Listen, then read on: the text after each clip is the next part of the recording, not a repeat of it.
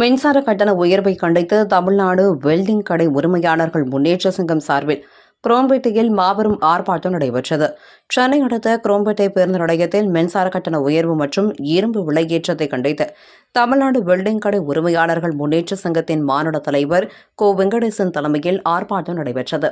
ஆர்ப்பாட்டத்தில் வெல்டிங் இயந்திரத்தை வைத்துக் கொண்டு மின்சார கட்டண உயர்வை தொடர்ந்து வெல்டிங் தொழில் பாதிக்கப்படுவதாகவும், இதனால் மின்சார கட்டணத்தில் மானியம் வழங்க வேண்டும், வெல்டிங் தொழிலாளர்களுக்கு இரும்பு விலையில் மானியம் வழங்க வேண்டும் ஆகிய கோரிக்கைகளை வலியுறுத்தி 500க்கும் மேற்பட்டோர் கோஷங்கள் எழுப்பியவாறு ஆர்ப்பாட்டத்தில் ஈடுபட்டனர்.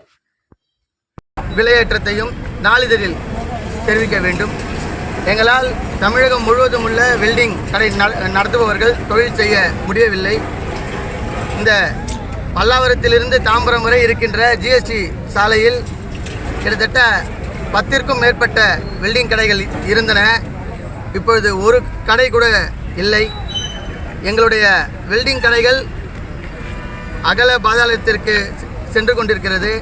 ஆட்கள் பற்றாக்குறை, இரும்பின் விலையேற்றம், மின்சாரத்தின் விலையேற்றம், இப்படிப்பட்ட மூலப்பொருட்களின் விலையேற்றம், இப்படிப்பட்ட சூழ்நிலையில் எங்களுடைய வெல்டிங் சமுதாய மக்கள் பெரிய அளவில் பாதிக்கின்றார்கள்.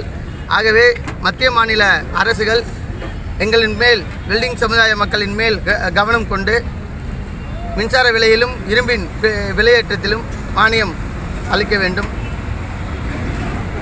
இது கிட்டத்தட்ட நாங்கள் இது பார்த்திங்கன்னா 3வது ஆர்ப்பாட்டம். சோழநல்லூரில் ஒன்று பண்ணோம், ராஜரத்ன ஸ்டேடியத்தில் ஒன்று பண்ணோம், இப்போ ஒன்று பண்ணிகிட்ருக்குறோம்.